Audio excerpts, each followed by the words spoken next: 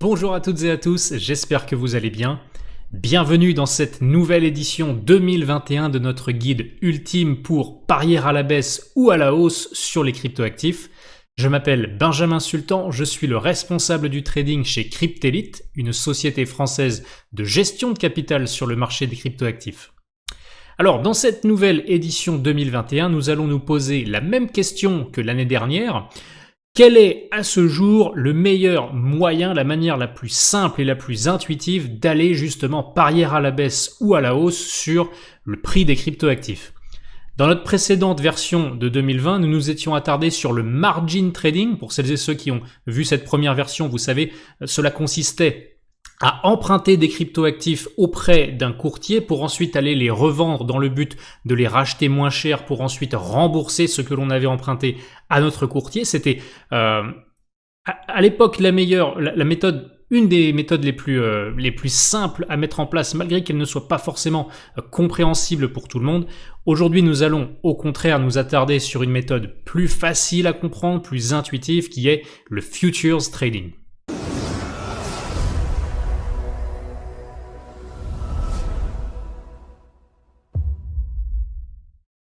Alors comme dans la première édition de notre guide, cette fois-ci je vais une fois de plus tenter de simplifier au maximum tous les termes et les aspects techniques liés au trading et notamment au trading sur les futures, de sorte à ce que vous puissiez vraiment comprendre tous les points essentiels et nécessaires pour vous-même opérer sereinement sur le futures trading de Binance.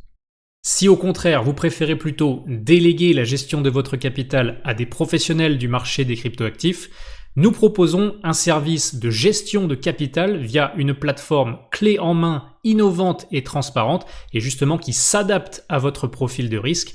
N'hésitez surtout pas à consulter toutes les informations et simuler votre projet d'investissement sur notre site internet www.cryptelite.io.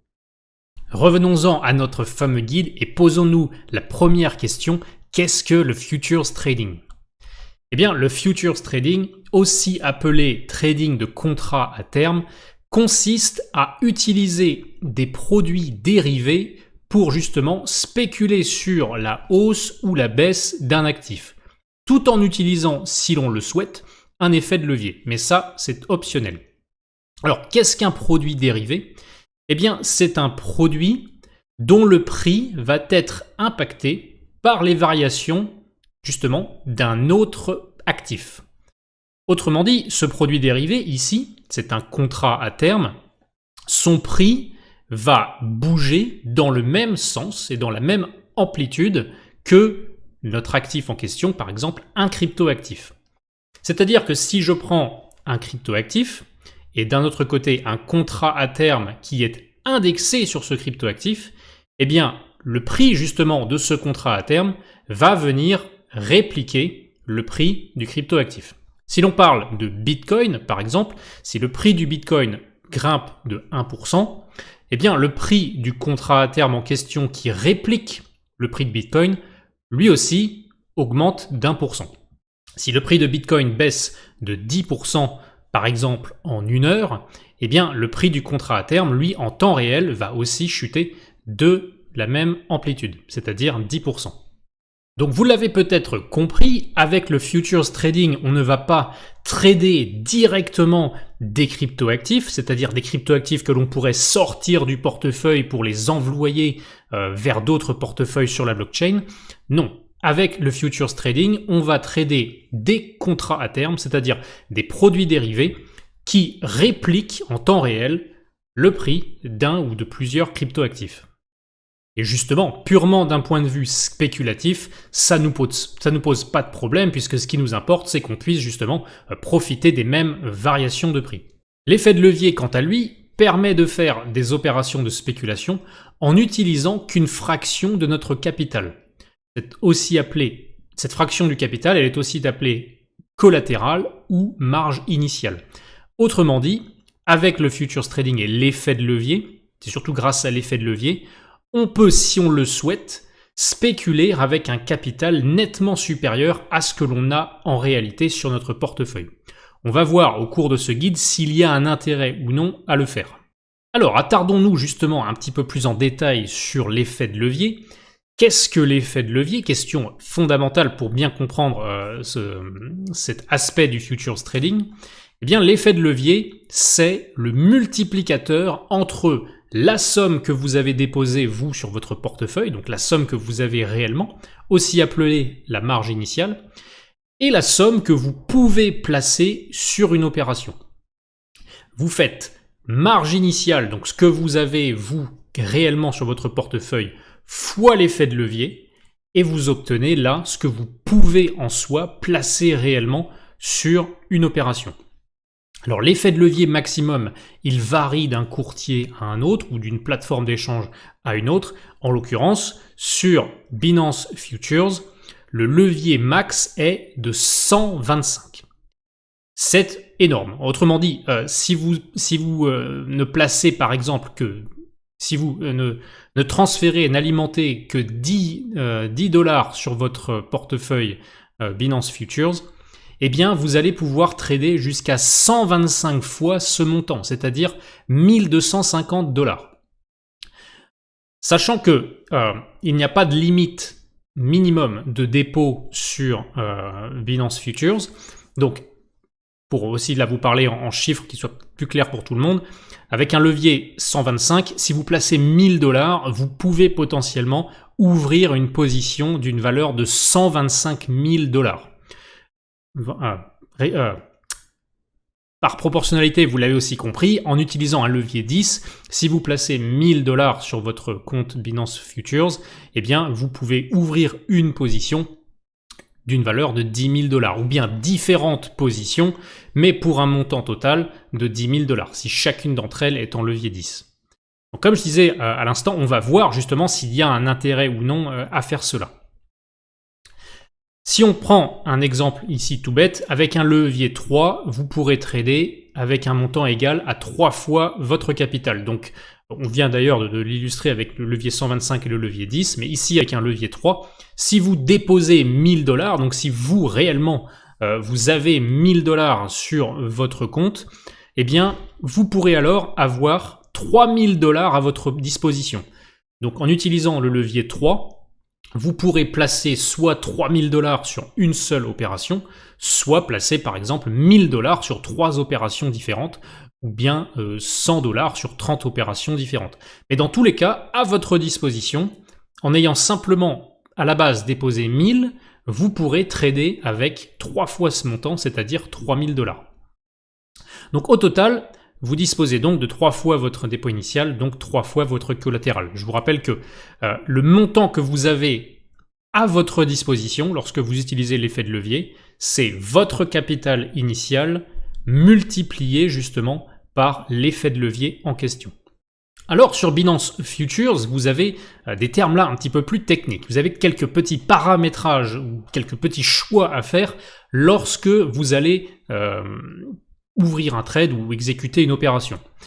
Vous pouvez choisir, au-delà bien entendu de choisir l'effet de levier, donc qui va du levier 1, c'est-à-dire que vous n'utilisez aucun levier, donc vous placez le montant en question sur votre opération.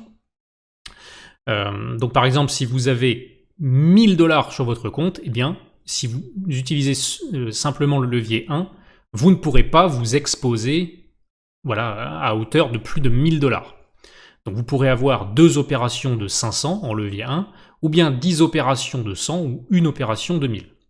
Mais en utilisant le levier 1, si vous avez déposé 1000, vous ne pourrez pas avoir à votre disposition par exemple 2000. Pour cela, il faudrait utiliser du levier 2, 3, 4, 5, etc.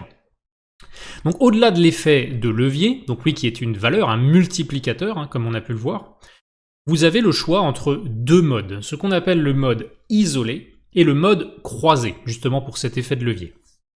Quelles sont les différences et quels sont les avantages et désavantages de chacun? En mode isolé, chaque trade a son propre ratio de marge et peut donc être liquidé de façon indépendante des autres. Vous l'avez certainement compris, si vous ne déposez par exemple 1000 $ sur votre portefeuille futures, vous vous demandez certainement mais comment c'est possible que si je dépose 1000 $, je puisse avoir 10 000, 20 000, 30 000, on a même parlé de 125 000 $ à ma disposition.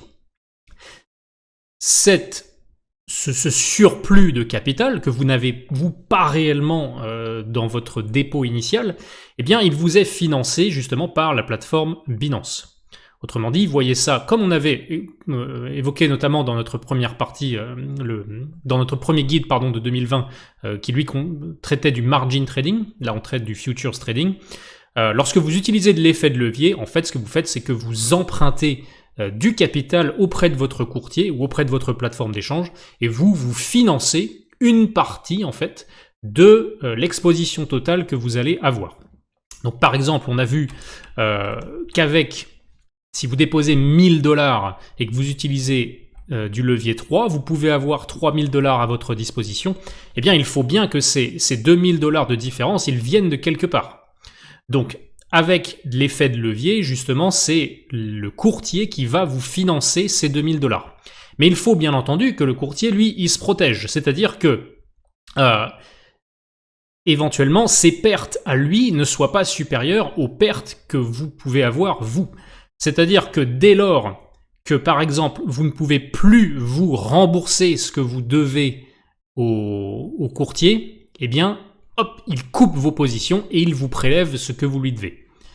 Donc, c'est pour ça que on parle justement, j'ai très souvent, de plus en plus maintenant, de liquidation, ce phénomène où beaucoup de personnes se font liquider. Eh bien, ça veut dire concrètement que ces personnes avaient emprunté un plus ou moins gros montant auprès de leur courtier ou de leur plateforme d'échange via justement l'effet de levier, et que la valeur actuelle de leur position ne leur permettait plus de justement rembourser l'intégralité de ce qu'elle devait à Binance, et donc c'est automatiquement les systèmes de Binance, eux, lorsque on se rapproche du seuil vraiment critique pour que ce que vous avez puisse rembourser ce que vous devez à Binance, eh bien les systèmes de Binance vous liquident, c'est-à-dire coupent vos positions, et eux se remboursent eux-mêmes.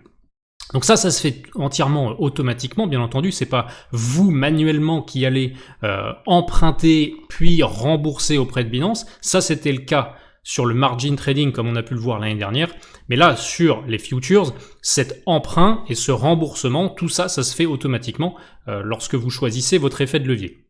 Donc justement, si vous tradez avec un levier 3 et que vous avez réellement 1000 et que vous souhaitez ouvrir une position de 3000, l'emprunt de 2000, il va se faire automatiquement. C'est Binance qui va vous financer la position à 3000. Donc vous avez en gros placé 1000, Binance vous a prêté 2000. Mais si jamais la position va contre vous et que la valeur de votre opération diminue, eh bien Binance se protège et prendra ce qui lui est dû, si nécessaire. Donc en mode isolé, chaque trade a son propre ratio de marge. Justement, ce ratio de marge, c'est le niveau limite qu'il vous faut maintenir pour garder votre position ouverte. Dès lors que vous descendez sous un certain ratio de marge jugé trop faible selon Binance, c'est-à-dire que Binance sent que là, l'emprunt que vous lui avez fait tourne mal et justement les chances que vous puissiez rembourser Binance diminuent nettement, les systèmes de Binance ne prennent aucun risque, et donc c'est-à-dire ils coupent votre position et ils se remboursent ce que vous leur devez, et vous bien entendu ça veut dire que une partie de votre capital a été donnée à Binance pour justement rembourser une partie de votre emprunt. Donc en mode isolé justement, chaque trade a son propre ratio de marge et peut donc être liquidé de façon indépendante des autres. C'est-à-dire que chaque opération que vous allez faire sur un cryptoactif en question, eh bien, chaque trade est financé indépendamment des autres. Donc si un trade se passe mal et que Binance estime qu'il doit couper ce trade pour se rembourser, eh bien ça n'impacte pas les autres trades. Donc en fait, quel est l'avantage de ça? C'est que c'est plus prudent car les trades ultra spéculatifs ne peuvent pas ruiner tout le compte. Étant donné que vraiment chaque trade est indépendant, donc si un trade se passe mal, c'est vous perdez en fait ce que vous avez placé initialement sur ce trade-là. Mais ce qu'il y a sur les autres trades, ça n'est absolument pas impacté. Un désavantage par contre de ce mode, c'est que vous avez davantage de chances de vous faire liquider plutôt que si vous utilisez le mode croisé. Le mode croisé, quant à lui, la différence avec le mode isolé, c'est que tous les trades vont contribuer au ratio de marge globale du portefeuille. Donc si vous avez un trade qui se passe mal,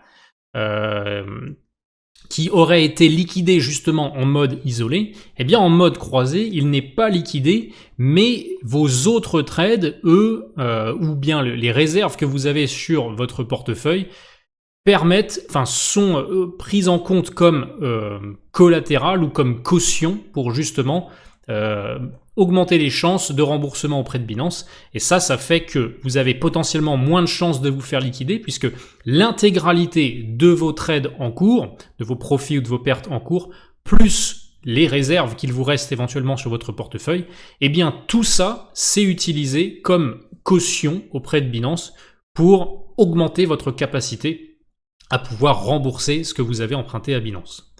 Alors que dans le cas du mode isolé, c'était pas le cas.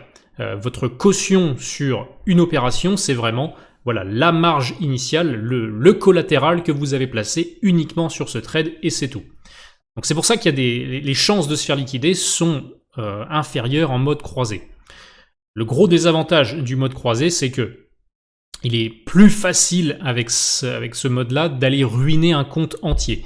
Étant donné que l'intégralité de vos réserves, des autres trades que vous avez en cours sont prises en compte pour éventuellement être utilisées comme caution par Binance, eh bien si vraiment tout se passe mal, Binance n'hésitera pas justement en mode croisé à aller prendre tout ce que vous avez sur votre compte pour aller rembourser ce qui lui est dû.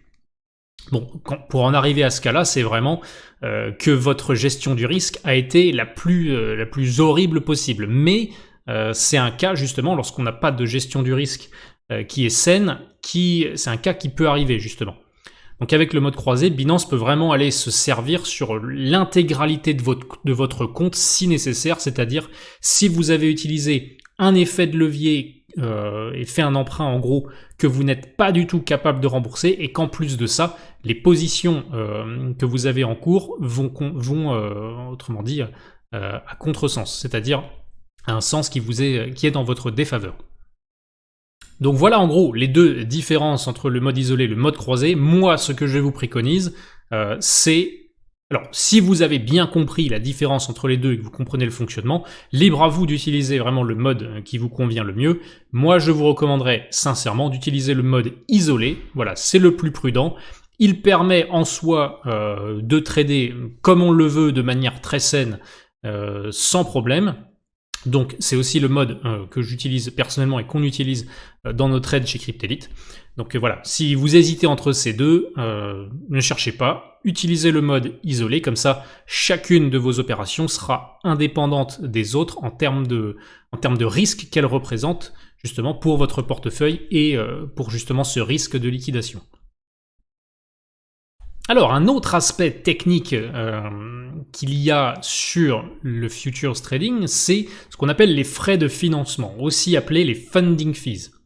Il s'agit là de frais périodiques qui sont exécutés toutes les 8 heures qu'un camp, par exemple le camp acheteur, va payer à l'autre camp, par exemple le camp vendeur. Pour chaque contrat à terme, donc pour chaque future, pour chaque future, par exemple le futur de Bitcoin, le futur d'Ethereum, le futur de Litecoin, Ripple, etc. Chaque contrat a son propre frais de financement. Donc il varie d'un contrat à un autre. Pour certains, il peut être plus ou moins élevé, tandis que pour d'autres, il peut être très faible. Donc le funding fee, ou le frais de financement, c'est un frais qui tombe toutes les 8 heures, qu'un camp va payer à un autre. Donc parfois ça peut être le camp acheteur qui va payer le camp vendeur, et à l'inverse, parfois c'est le camp vendeur qui va payer le camp acheteur. Comment on le sait ça ? Si le funding fee est positif, eh bien c'est le camp acheteur qui va payer ce frais-là au vendeur. À l'inverse, si le funding fee est négatif, c'est les vendeurs qui vont payer ce frais aux acheteurs. Donc autrement dit, vous, si vous êtes placé acheteur et que le funding fee est positif, eh bien toutes les 8 heures, vous allez payer ce frais aux personnes qui sont placées vendeurs sur le contrat en question. Et au contraire, si vous êtes acheteur et que le funding fee est négatif, ça veut dire que toutes les 8 heures, vous allez percevoir un funding fee. Donc ces frais sont débités ou crédités selon le camp dans lequel vous êtes, et en fonction que le funding fee soit positif ou négatif. Ces frais sont débités ou crédités directement sur votre portefeuille futures, donc vous n'avez rien à faire. Vous avez justement un compte à rebours, Binance vous affiche lorsque vous êtes sur la page du contrat à terme en question. Binance vous affiche le temps restant avant l'exécution du prochain funding fee et vous affiche pour l'instant la valeur du prochain funding fee. Donc on voit par exemple dans le cas de Bitcoin ici, je vous ai montré l'historique sur les 2 dernières semaines, donc là depuis début mars jusqu'à peu près mi-mars, on voit que ce funding fee il évolue toutes les 8 heures. Généralement, plus vous avez un déséquilibre entre un camp ou un autre, plus vous allez avoir un funding fee qui va fortement croître ou descendre. Si vous avez nettement plus de vendeurs que... on va reprendre. Si vous avez nettement plus de personnes qui sont acheteuses sur un contrat que de personnes vendeuses, généralement le funding fee va augmenter et du coup vous, si vous êtes aussi placé acheteur, vous allez devoir payer toutes les 8 heures aux vendeurs. Donc généralement, c'est le camp qui est nettement en dominance qui paye à l'autre camp qui lui est en situation d'infériorité. Au contraire, si vous avez nettement plus de vendeurs que d'acheteurs sur le contrat à terme, eh bien là, ce sont au contraire les vendeurs qui vont payer les acheteurs. Et lorsque c'est à l'équilibre, eh bien le frais de financement est quasiment égal à 0, il est très très faible. Donc là, on le voit sur ce graphique ici qu'il y a eu des périodes justement où le funding fee a augmenté plus ou moins fortement. Ça veut dire que durant ces périodes-là, il y avait très probablement bien plus d'acheteurs que de vendeurs sur le contrat à terme de Bitcoin. Donc ça, c'est une autre petite dimension, bien sûr, du funding fee qui est à prendre en compte lorsque vous tradez sur les futures, parce que ça vous coûte des frais. Plus vous allez, bien entendu, garder longtemps votre position, plus vous allez potentiellement payer de funding fee. Surtout si vous êtes placé dans le sens du camp dominant. Donc si vous avez un funding fee positif et que vous êtes acheteur, vous allez devoir payer justement aux vendeurs. Si le funding fee alors est négatif et que vous êtes acheteur, vous allez recevoir toutes les 8 heures ces frais de financement. Donc il y a un aspect de temps là qui est à prendre en compte, sachant que c'est toutes les 8 heures que ça tombe. Vous l'avez très certainement compris, il n'y a pas d'intérêt à trader sur les futures si c'est pour garder une position pendant des mois et des mois, voire des années. Car justement, ce funding fee, il est nettement plus souvent positif que négatif. Donc si vous souhaitez garder une position acheteuse des mois et des mois, voire même des années, ce funding fee, il va petit à petit venir vraiment manger vos profits. Lorsque vous tradez vraiment sur du court terme, c'est-à-dire quelques heures ou quelques jours, voire quelques semaines maximum, ces funding fees sont relativement négligeables. Surtout si votre trade va dans votre sens, c'est ok d'avoir des funding fees toutes les 8 heures, mais voilà, sur des petites unités de temps, enfin sur des petites durées de quelques heures à quelques jours à quelques semaines, les funding fees, c'est pas ça qui va justement vous mangez vos profits petit à petit. Par contre, sur des positions très très très longues, de plusieurs mois vraiment, voire même plusieurs années, là les funding fees auront un impact réel. Donc c'est pour ça que le trading sur les futures, c'est vraiment adapté à la spéculation, d'accord, et pas justement à l'investissement long terme. Parce que ces funding fees justement viendraient manger comme je disais, viendrait manger, viendrait à vous prendre une partie en fait trop importante de vos profits. Alors, quels sont les avantages du futures trading ? Premier avantage, c'est qu'il vous permet, comme le margin trading, on a pu le voir l'année dernière, de trader avec un capital supérieur à ce dont vous disposez en réalité. On l'a vu, si vous avez 1000, eh bien vous pouvez potentiellement avoir jusqu'à 125 000 avec le levier le plus dingue, que je déconseille fortement, bien sûr, mais vous pouvez avoir, avec l'effet de levier, justement, un capital à votre disposition qui est supérieur à votre dépôt. Donc, comme on l'a vu, avec 1000 $ dans le cas d'un levier 3, vous pouvez vous exposer jusqu'à 3000 $. Il permet aussi de spéculer vraiment simplement sur la hausse ou la baisse d'un actif. Ici, contrairement au margin trading, pas besoin d'aller vraiment manuellement emprunter un actif, ensuite le vendre, puis le racheter plus tard, faire le remboursement à Binance, etc. Là, on trade sur un produit dérivé, donc en vraiment un clic, on peut choisir si on spécule sur la hausse ou sur la baisse. Donc ça, c'est vraiment très très pratique puisqu'on peut spéculer très simplement, choisir notre direction. Est-ce qu'on souhaite parier sur la hausse ou sur la baisse? Et on n'a pas d'emprunt, remboursement, etc. à se faire. Tout ceci se fait automatiquement. L'avantage aussi des futures trading, comme pour le margin, c'est que ça permet de faire des gains sur des petites variations de prix. Là, ça rejoint l'effet de levier. Si vous tradez avec un capital supérieur au vôtre, une petite variation, un petit gain sur un capital supérieur au vôtre, et bien après, lorsque vous remboursez votre emprunt, les profits éventuels que vous avez faits, eux, par rapport à votre dépôt initial, peuvent avoir une importance plus conséquente. Donc justement, utiliser des forts effets de levier, c'est là que ça a de l'intérêt, c'est que en utilisant un fort effet de levier, vous pouvez vous exposer nettement plus qu'avec votre dépôt initial. Et donc, en vous exposant nettement plus, des petites variations de prix, elles représentent des gains nettement plus forts par rapport à votre capital initial, comme je le disais. Donc ça, il y a des avantages bien sûr à utiliser des forts effets de levier, mais ça, c'est en l'occurrence il y a des inconvénients à utiliser un fort effet de levier, mais ça, là, la possibilité de faire des gains sur des petites variations de prix, c'est un avantage. Et enfin, un autre avantage du futures trading, c'est qu'il est très peu coûteux. Les frais de transaction sont nettement plus faibles que d'aller trader sur le spot ou sur le portefeuille margin. Il me semble que c'est environ... alors ça dépend, mais ça peut être jusqu'à 5 fois moins que les frais de transaction du spot. La différence, c'est que vous avez aussi, par contre, à prendre en compte ce funding fee. Donc, c'est peu coûteux. Tout dépend aussi, on l'a vu là, de quelle durée vous allez laisser vos trades ouverts. Qui dit avantage dit aussi risque. Quels sont les risques justement du futures trading?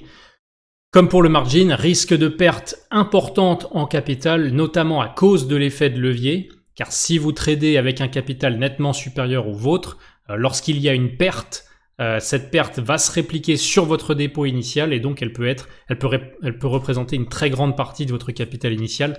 Car je vous le rappelle, Binance, lui, va toujours se protéger. C'est-à-dire, si vous faites une perte, c'est toujours pour votre pomme. C'est pas Binance qui, lui, va perdre de l'argent sur ce qu'il vous a prêté. Binance, lui, va toujours automatiquement, en fait, se protéger. Donc la perte, elle est vraiment toujours pour votre pomme. Donc si vous tradez avec un capital nettement supérieur à votre dépôt initial et qu'il y a une perte sur ce capital-là, sur tout le capital que vous tradez, cette perte, elle viendra s'amputer sur votre capital initial. Et enfin, un autre risque du futures trading, mais ça c'est un risque du trading aussi en général, c'est que ça peut vite devenir addictif. D'autant plus le futures trading, car une fois qu'on a compris son fonctionnement, qui est en réalité plutôt simple, on voit à quel point c'est facile d'aller rapidement spéculer à la hausse, spéculer à la baisse, spéculer avec potentiellement bien plus de capital dont on ne dispose.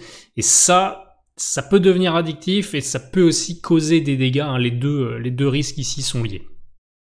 Donc il est impératif, si l'on fait du trading sur les futures, d'avoir un bon money management et une bonne gestion du risque pour justement ne pas faire partie de ces nombreuses personnes malheureusement qui crament tous leurs comptes parce qu'elles tradent justement sur les futures avec un effet de levier bien trop élevé ou sans bonne gestion du risque.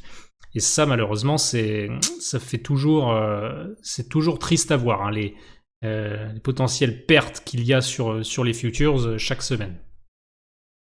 Donc, quelles sont les différentes étapes pour mettre en place le futures trading? Première étape, ouverture du compte futures sur Binance. Si ce n'est pas déjà fait, donc bien entendu, l'ouverture de ce compte futures, elle est gratuite. Si vous n'avez pas déjà ouvert votre compte futures, je vous mets un code de parrainage dans la description de cette vidéo et en utilisant ce code de parrainage à l'ouverture de votre compte futures, vous bénéficierez à vie de moins 10% sur l'ensemble de vos frais de transaction. Donc n'hésitez surtout pas à utiliser le code, vous le trouverez en description de la vidéo.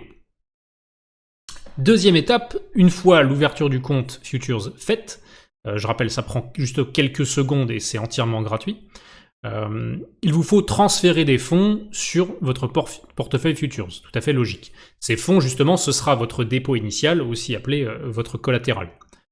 Les transferts de fonds, c'est instantané entre portefeuilles sur Binance, instantané et gratuit, bien entendu. Troisièmement, c'est d'aller sur l'interface Futures Trading, car là où vous allez passer vos ordres et gérer vos trades, c'est pas sur la même interface que l'interface par défaut sur Binance, aussi appelée interface spot. Il y a vraiment une interface dédiée au Futures Trading. On va voir ça justement dans quelques instants. La quatrième étape, c'est de choisir votre effet de levier et votre mode. Est-ce que vous souhaitez utiliser, on l'a vu, le mode isolé ou le mode croisé? Donc vous choisissez votre effet de levier pour le contrat en question et vous placez un trade. Cinquième et dernière étape, bien entendu, ensuite, c'est d'aller gérer votre trade et, pour terminer, d'aller couper et clôturer votre position.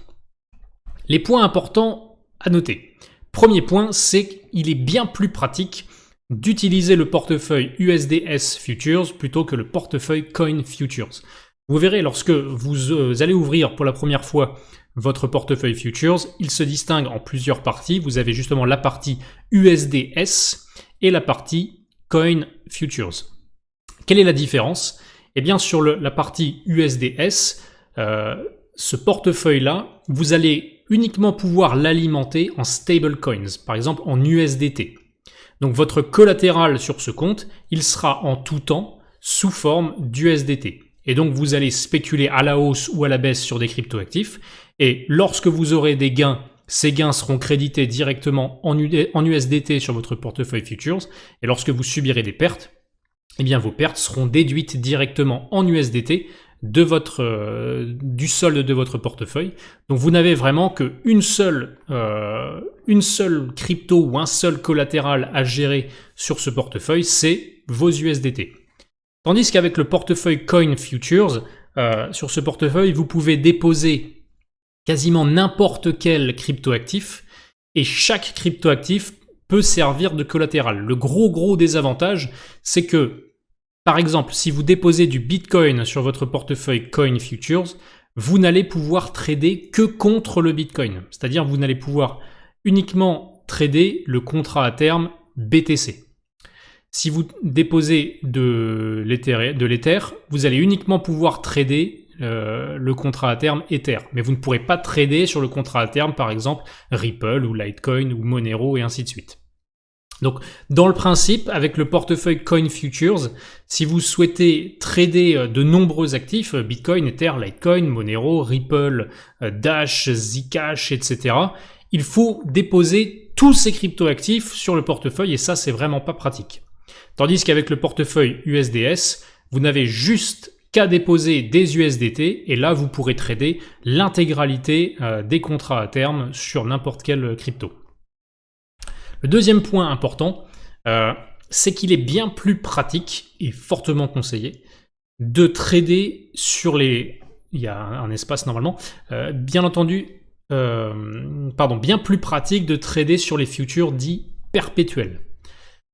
Un futur perpétuel, ça veut dire qu'il n'a pas de date d'expiration, car vous avez aussi des contrats à terme sur Binance qu'on appelle trimestriels ou quarterly, c'est-à-dire ce sont des contrats qui vont expirer tous les 3 mois.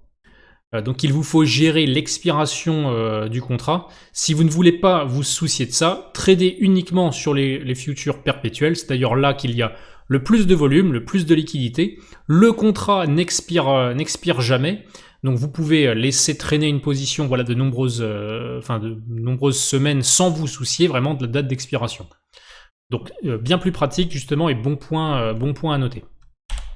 Troisième point important, c'est que, on l'a vu tout à l'heure, le trading sur futures n'est pas du tout adapté à une stratégie d'investissement ou de hold, notamment à cause de ces fameux frais de financement, les funding fees, là, toutes les 8 heures, qui, si vous souhaitez vous exposer à la hausse de Bitcoin pour les années à venir, le faire sur les contrats à terme, ça veut dire que toutes les 8 heures pour les années à venir, vous paierez ce petit frais de financement et ça vraiment, ça pourrait grignoter vos profits sur le long terme.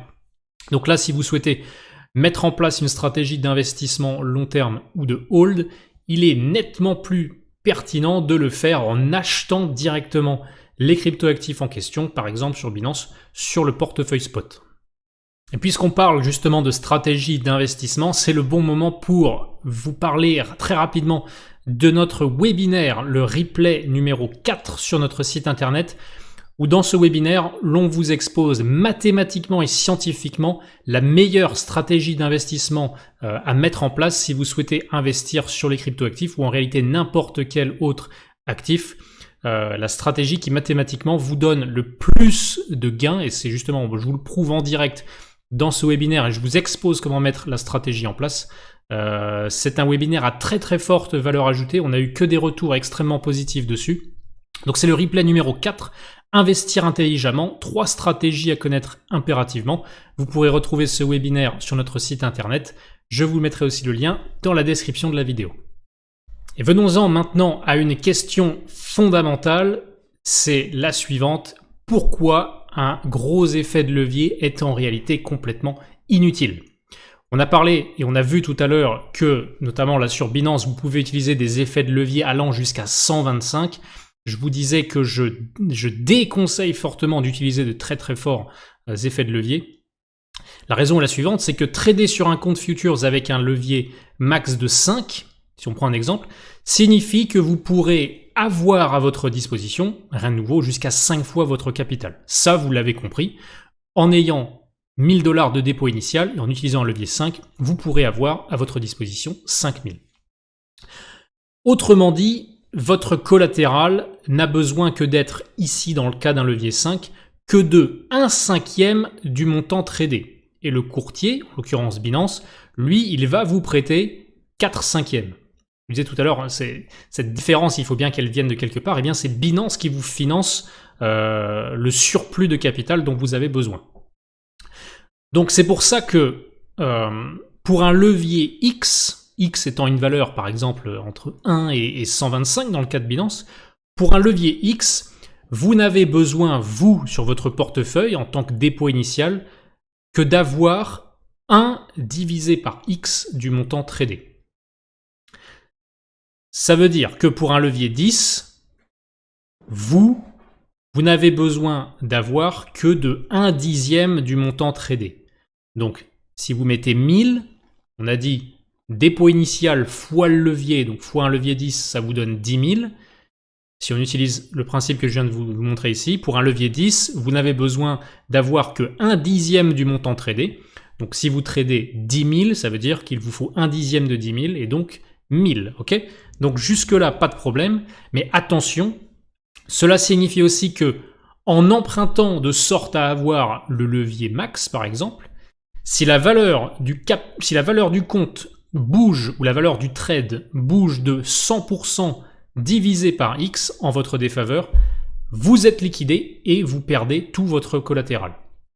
Donc si on prend le cas d'un levier 10, si vous ouvrez un trade en mode isolé, par exemple, où on a dit tout à l'heure que chaque collatéral est propre à chaque trade, si en mode isolé, vous ouvrez un trade en levier 10, ça signifie que vous avez financé 1/10 de la position, et Binance vous a prêté 9/10 ou 90% de la position. Eh bien, si le prix bouge en votre défaveur de 100% divisé par X, X étant le levier, c'est-à-dire 10, donc si le prix bouge en votre défaveur de 10%, eh bien, vous êtes liquidé et vous perdez justement ce que vous avez financé sur cette position. Donc, prenez le temps de bien comprendre ce slide-là. Il est très très important pour bien comprendre à quel moment vous pouvez vous faire liquider sur un trade. Le but, bien entendu, étant de ne jamais se faire liquider. En soi, il est tout à fait possible de ne jamais se faire liquider.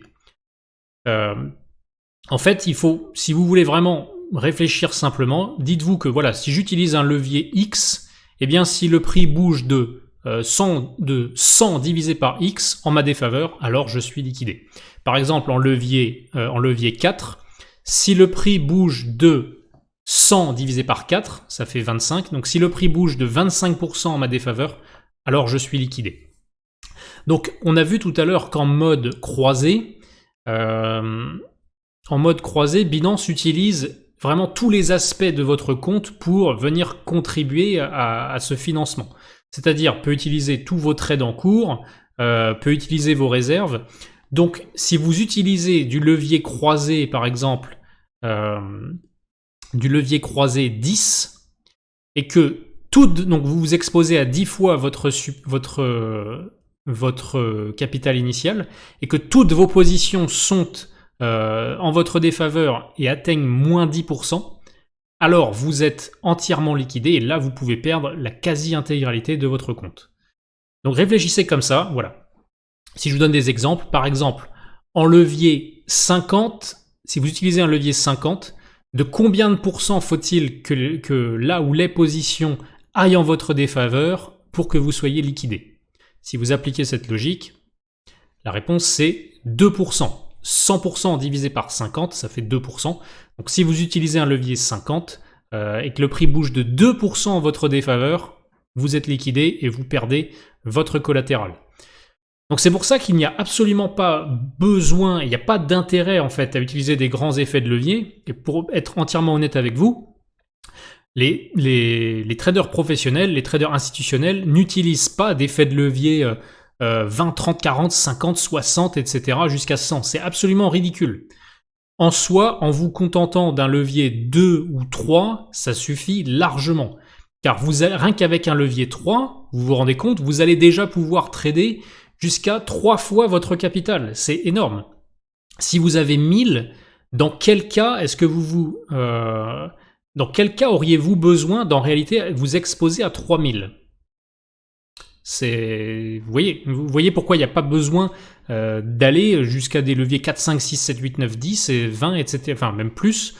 Rien qu'avec des leviers 2 et 3, vous pouvez nettement gérer chacun de vos trades de manière saine, faire des gros gains et dormir sur vos deux oreilles. En fait, pour résumer, plus vous allez utiliser un effet de levier qui est grand, plus il vous faudra une toute petite variation en votre défaveur sur une position pour que vous soyez liquidé et que vous perdiez l'intégralité du collatéral placé sur ce trade. Donc rien que si vous utilisez un levier, un levier 30, ça peut vous paraître pas énorme, mais une variation d'environ légèrement supérieure à 3% en votre défaveur, sachant que 3% de variation, c'est absolument rien sur le marché des cryptoactifs, eh bien si le prix bouge de 3% en votre défaveur, vous êtes liquidé et vous perdez votre collatéral. Donc c'est pour ça que le levier 2, le levier 3, ça c'est très bien, ça suffit parce que ça vous permet de pouvoir mettre votre stop loss à alors ça dépend de votre stratégie, mais par exemple avec un levier 2, il faudrait qu'une position soit à moins 50% pour que là vous vous fassiez liquider. Vous voyez que ça vous donne énormément de marge plutôt qu'en fait mettre un fort levier et une simple petite variation baissière peut vous liquider sur la position, ce qui est absolument ridicule et inutile. Donc après ça, c'est vraiment votre choix à vous. Moi je vous dis juste et je vous rappelle que les traders professionnels, et il y a une bonne raison, n'utilisent pas les très forts effets de levier et se limitent à des leviers 2, 3, 4, 5 éventuellement. Concrètement, pourquoi un trader professionnel utiliserait un levier 3 alors qu'un autre utiliserait un levier 5 ? Eh bien, ça dépend du nombre de trades qu'ils ont en même temps. Peut-être que tous les trades cumulés d'un certain trader font plus de 100% du capital. Peut-être qu'en fait, ils s'exposent à 4 ou 5 fois leur capital, mais s'ils font ça, c'est que bien entendu, chaque trade a une gestion du risque très saine et en fait, le fait d'avoir de nombreux trades en cours, surtout s'ils sont décorrélés les uns des autres, ne présente pas forcément de très gros risques pour le collatéral ou le dépôt initial. Par contre, s'exposer au-delà de 10, 20, 30, 40 fois son capital initial, ça c'est complètement ridicule et il n'y a aucun intérêt, vraiment financièrement parlant, il n'y a pas d'intérêt et c'est absolument pas sain du tout comme trading. Alors, allons maintenant et rapidement faire un tour justement sur l'interface Futures pour vous présenter comment elle fonctionne et voir en pratique ce qu'on a pu étudier il y a quelques instants. Donc, lorsque vous êtes sur votre compte Binance, Pour ouvrir un portefeuille futures, il vous suffit de cliquer ici sur portefeuille, puis d'aller sur portefeuille futures. Là, j'ai justement un compte de test que j'ai alimenté, que je vais pouvoir vous montrer. Donc, lorsque vous cliquez ici sur portefeuille futures, si ce n'est pas déjà fait, Binance vous propose d'ouvrir un nouveau portefeuille. Donc vous pouvez d'ailleurs rentrer le code de parrainage que je vous mets en description de la vidéo. Pour rappel, il vous donnera à vie 10% de réduction sur chacune de vos opérations, enfin sur chacun des frais de transaction de toutes vos opérations. Donc là, vous pouvez voir l'état de votre compte Futures. Donc vous pouvez voir d'ailleurs en haut, on parlait tout à l'heure du portefeuille Futures USDS et du portefeuille Coin. Pour rappel, il est bien plus pratique d'utiliser uniquement le portefeuille Futures USDS.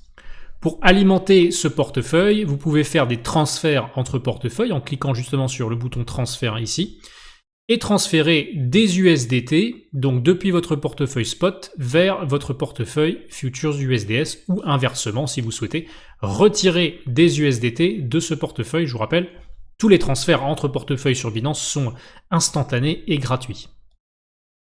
Donc ici, vous pourrez voir l'état justement de votre portefeuille Futures. Pour accéder à l'interface trading, c'est simple, cliquez sur Derivatives si votre Binance est en anglais, sinon ce serait dérivé ici. Donc cliquez sur Derivatives et ensuite, voilà, accédez à l'interface USDS Futures. Donc nous voici ici sur l'interface de trading de Binance Futures. Alors, pour sélectionner un contrat à trader, enfin, sur quel cryptoactif vous souhaitez spéculer à la hausse ou à la baisse, il vous suffit d'aller dans la barre de recherche ici en cliquant sur un contrat, vérifier que vous êtes bien dans l'onglet justement USDS, et là de taper, par exemple, BTC USDT, et de choisir, pour rappel, toujours le contrat perpétuel, d'accord? Et non pas les contrats ayant une date d'expiration, ici bitrimestriel. Sélectionnez toujours les contrats perpétuels. Donc là, si on souhaite spéculer par exemple sur XRP, on choisit XRP USDT et on prend le contrat perpétuel. Vous avez aussi XRP USD. Les contrats cotés en USD, eux, ce sont les contrats qui vont être spécifiques au portefeuille Coin Futures. C'est pour ça, sélectionnez bien les contrats USDT, car l'USDT, c'est le stablecoin que vous avez déposé sur votre compte Binance Futures. Donc, par exemple, ici, si on souhaite spéculer sur une hausse ou une baisse d'XRP, on choisit le contrat XRP USDT perpétuel. Alors, je vais d'ailleurs clôturer mes positions en cours ici, positions qui étaient purement à titre indicatif. Pour fermer toutes vos positions en cours, vous avez un bouton d'ailleurs fermer toutes les positions, ce qui va fermer instantanément tous vos trades. Hop. Donc, pour choisir l'effet de levier et le mode, ça se passe ici. Donc, vous avez ici le mode croisé ou isolé. Pour rappel, moi, je vous recommande d'utiliser le mode isolé, mais c'est vraiment votre décision finale qui comptera. Et pour choisir un effet de levier, ça se passe ici juste à côté. Voilà, là vous avez un petit curseur que vous pouvez déplacer pour utiliser un effet de levier. Pour rappel, si vous avez bien suivi et compris la présentation que je viens de vous faire, il n'y a aucun intérêt à aller sur des niveaux de levier extrêmes. Pour rappel, les traders professionnels dépassent très rarement le levier 5. Donc rien qu'avec un levier 2 et 3, vous avez ça suffit largement pour pouvoir spéculer dans de très bonnes conditions. Donc par exemple, restons sur un levier 2 comme nous étions ici. Donc ce qu'on voit sur les informations ici à droite, c'est que le solde de ce portefeuille ici est actuellement de 1162 USD. Étant donné que je suis en levier 2, si vous avez compris la logique de l'effet de levier, ça veut dire que je peux en pratique m'exposer à 2 fois ce montant-là. C'est pourquoi vous voyez ici, il m'affiche maximum, là je peux acheter 2300, je peux m'exposer à hauteur de 2320. Donc ce qui fait 2 fois mon solde du portefeuille. Si je me plaçais en levier 10 par exemple, on voit tout de suite que là le montant max que je peux exposé, et bien cette fois-ci c'est mon solde du portefeuille x 10, c'est-à-dire environ 11 600. Donc retournons en levier 2. Alors, je vais vraiment aller directement à l'essentiel et pas rentrer dans tous les détails techniques de à quoi correspond chaque champ. Ça, vous l'avez vu, c'est bien entendu un graphique de l'évolution de l'actif en question. Vous avez ici le carnet d'ordre. Ici, vous pouvez aussi modifier, moduler un peu l'interface si vous souhaitez changer la taille des fenêtres, les agrandir, etc. Là, vous avez l'historique des trades qui viennent d'être exécutés par les autres opérateurs sur ce contrat à terme. Alors, un truc qui est important de noter, c'est que vous pouvez choisir l'unité dans laquelle vont être dénommées vos positions. Par exemple, vous pouvez choisir soit de raisonner en USDT, et donc c'est-à-dire lorsque vous allez passer votre ordre, vous allez vous dire, moi je veux placer 100 USDT sur ce trade. Donc vous allez raisonner en fait en termes de taille de position, vous allez raisonner en termes d'USDT. Ou alors si c'est plus pratique pour vous de vous dire, moi je veux acheter tant de XRP, vous pouvez mettre l'unité ici en XRP. Et là en fait lorsque vous allez placer votre trade, vous allez vous dire, moi je veux acheter 120 XRP. Donc là c'est purement de la préférence personnelle. Sachant que lorsque vous allez ouvrir votre position, par exemple, si on achète là pour 30 XRP et que je place un ordre au market, donc c'est un ordre marché qui va être exécuté tout de suite, et que j'achète 30 XRP, vous voyez que donc mes positions apparaissent en bas à gauche, et que la taille de position, justement, elle est affichée dans l'unité que moi je viens de sélectionner, par exemple XRP. Donc, ça change pour chaque contrat, bien sûr. Si là, je vais sur le contrat BTC et que j'ouvre une position sur BTC, alors j'aurai une nouvelle ligne de position et la taille de position sera affichée en BTC. Mais XRP, lui, restera en XRP, bien sûr. Et si vous souhaitez avoir vos unités sous forme d'USDT, vous choisissez USDT et là, on va voir que la position, elle, représente initialement 17,79 USDT. Donc pour le passage d'ordre, c'est comme sur l'interface spot, vous avez vos différents types d'ordres. Les ordres limites, si vous souhaitez attendre que le prix baisse avant de pouvoir rentrer. Par exemple, si vous souhaitez acheter pour $150, mais vous souhaitez attendre que le prix redescende éventuellement sur 0,55, vous allez placer un ordre limite, comme ceci, à 0,55. Vous pouvez aussi rajouter un stop loss et un take profit. Par exemple, sur cette position, si je veux un take profit à 0,70 et un stop loss à 0,50, je procéderai de la sorte. Je clique sur acheter.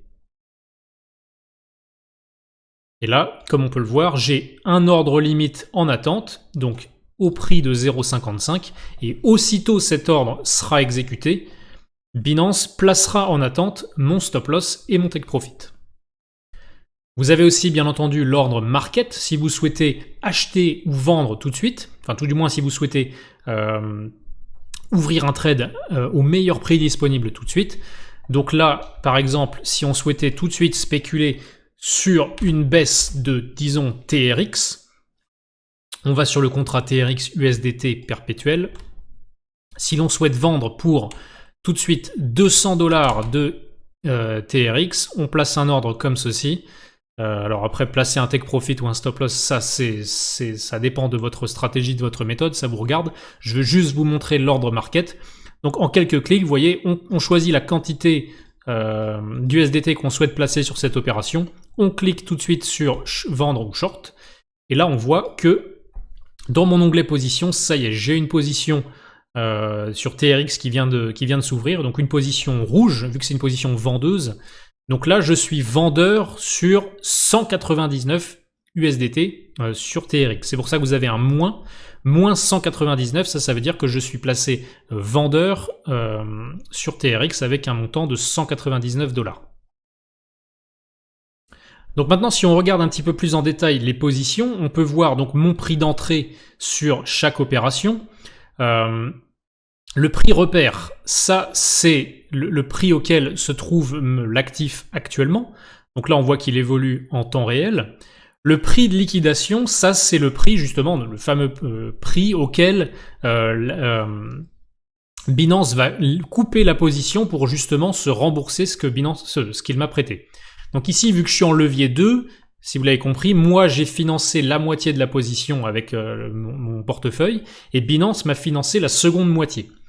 Donc si jamais la position va vraiment contre moi et que Binance voit que ça commence à être chaud, ma capacité à rembourser, Binance va couper la position automatiquement pour pouvoir se rembourser. Et moi, je prendrai ce qui reste, c'est-à-dire pas grand-chose. Donc là, le prix de liquidation, il est donné ici. C'est-à-dire si là, TRX grimpe jusqu'à 0,093, alors je serai liquidé. J'espère bien entendu avoir, ça dépend de votre méthode, mais en levier 2, ça veut dire que le prix ici augmenterait de 50% avant d'être liquidé. Donc vous voyez à droite votre PNL, donc ça ce sont vos profits latents. Alors les vrais profits ici, c'est pas la ligne en pourcents, ce qu'il vous faut regarder c'est le PNL en dollars. Car ça c'est le petit piège, certaines personnes pensent qu'ils sont en énorme profit sur cette ligne, sauf que les profits en pourcents ici, ils se basent uniquement sur la partie que vous avez financée vous. Donc là en fait, Binance va me mettre les pourcents réalisés sur juste la moitié de ma position totale. Vu que je suis en levier 2, moi de ma propre poche, j'ai financé un demi de la position. Et les pourcents ici, c'est ce que ça représente sur la partie que j'ai financée moi. Donc soyez prudent quant à cela, fiez-vous uniquement justement au montant en dollars. D'ailleurs, vous le voyez, ma position, elle est de 200 USDT environ, et Binance me met que moins 13 centimes, ça représente moins 0,13%. En réalité, c'est pas le cas. 21 centimes, ça représente pas 0,21% de ma position de 200 $. Ça représente là en l'occurrence 0,16% de 100 $. Et 100 $, c'est juste la partie que moi j'ai financée. Mais c'est pas le profit en pourcent sur ma position totale. Donc pour vraiment avoir une idée des profits latents ou pertes latentes que vous faites, fiez-vous non pas au pourcentage, mais justement à la valeur directement en dollars. Donc voilà les différentes étapes. Vous arrivez ici, comme on a pu le voir, vous sélectionnez le contrat à terme que vous souhaitez trader. Il y en a énormément, il y en a de plus en plus. Donc il y a un vaste choix de cryptos sur lesquels on peut spéculer à la hausse ou à la baisse. Vous sélectionnez votre levier. D'ailleurs, je vous conseille de toujours garder le même. Donc lorsque vous allez changer de paire pour la première fois, le levier peut être celui par défaut, c'est-à-dire ça va vous remettre en croisée et 20. Donc veillez bien à changer, mettre en isolé et en levier 2 ou 3 selon ce que vous préférez. Ensuite, vous placez votre ordre, voilà, ordre limite, ordre market, ordre stop limite, avec éventuellement vos ajouts de stop loss et take profit. Et voilà, vous cliquez sur la direction sur laquelle vous souhaitez spéculer, soit un achat, soit une vente. Comme je disais, le but de ce guide, c'est de vraiment rester le plus simple possible et de vous apprendre l'essentiel. Il y a des paramètres plus techniques après que vous pouvez personnaliser. Par exemple, choisir de mettre votre ordre en reduce only ou pas, choisir de mettre un temps d'expiration sur vos ordres en attente ou non. Tout ça, ça dépend vraiment, c'est des paramètres vraiment qui peuvent être spécifiques à votre stratégie de trading. La très grande majorité, je dirais même plus de 95% d'entre vous, si vous êtes des débutants, vous n'aurez pas besoin de changer ces différents paramètres. Donc, tout ce que je viens de vous dire ici, voilà, les frais de financement, l'effet de levier, le type de mode croisé ou isolé, comment gérer, visualiser vos positions en temps réel. Pour clôturer vos trades, vous pouvez clôturer directement ici par ligne, voilà, soit marché pour clôturer instantanément au marché, ou limite si vous souhaitez clôturer une partie de votre position à un prix limite. Je reste vraiment le plus simple possible, car on peut vite être perdu sur l'interface futures, mais parce qu'il y a beaucoup de choses, mais en réalité vous avez juste besoin de comprendre l'essentiel pour opérer, voilà, faire des trades de manière sereine, sans en fait être complètement perdu sur une interface avec des différents paramètres dont vous n'aurez en réalité jamais besoin. Donc là, on a vu que j'ai shorté pour 200 TRX. Supposons que j'ai oublié de mettre mon stop loss ou mon take profit. Eh bien, je peux éditer ma ligne ici même en cliquant sur le petit crayon juste en dessous de TPSL pour la position entière. Voilà, je clique ici. Take profit, eh bien, on peut mettre un TP par exemple à 0,05 si le prix chute jusque-là. Et si je veux bien sûr protéger ma position au cas où le trade aille contre moi, eh bien je vais me mettre un stop loss ici, par exemple à 0,07. Binance vous donne d'ailleurs directement le bénéfice estimé, donc il serait de 41 $ si mon TP est atteint, et ma perte, elle, serait de 21 $ si le stop loss, quant à lui, est atteint. Je confirme, et vous allez voir, voilà, dans mes ordres en attente, j'ai 2 ordres ici qui viennent d'être placés, un stop loss sur TRX et un take profit sur TRX lui aussi au prix que j'avais indiqué. Je vous recommande, si c'est quelque chose de nouveau pour vous, de d'abord vous habituer, voilà, à l'interface, essayer de prendre connaissance avec celle-ci, de vous former un petit peu, au-delà, j'espère, de ce que j'ai pu moi vous apprendre durant ce guide. Essayez de vous former avec, premièrement, des petites tailles de position. Le montant minimum pour placer un ordre sur Binance, c'est 5 $. Donc par exemple, voilà, si vous essayez de placer un ordre de 4 $, ça ne va pas fonctionner car le montant est trop faible. Il vous faut au moins 5 $. Donc voilà, 5 $, c'est pas grand chose. Donc vous pouvez ouvrir des petits trades de 5 $ par-ci par-là pour vous familiariser justement avec l'interface, voir comment fonctionnent les stop loss, les take profit, notamment aussi essayer les différents types d'ordres, vous familiariser avec le fait d'annuler des ordres, couper vos positions en cours, etc. Et commencez donc bien avec des petites tailles de position et tout ira bien à partir de là. Voilà, c'est la fin de ce guide sur Binance Future. J'espère qu'il vous aura autant plu que la première édition qui était consacrée au margin trading. N'hésitez surtout pas à vous abonner si cette vidéo vous a plu. N'hésitez pas, si vous avez des questions, à nous les poser en commentaire. Je me tâcherai d'y répondre le plus rapidement possible s'il y avait certains points qui n'étaient pas clairs. Vous pouvez aussi nous retrouver sur les réseaux sociaux ou sur notre site www.cryptelite.io. Quant à moi, je vous dis à très bientôt. Ciao.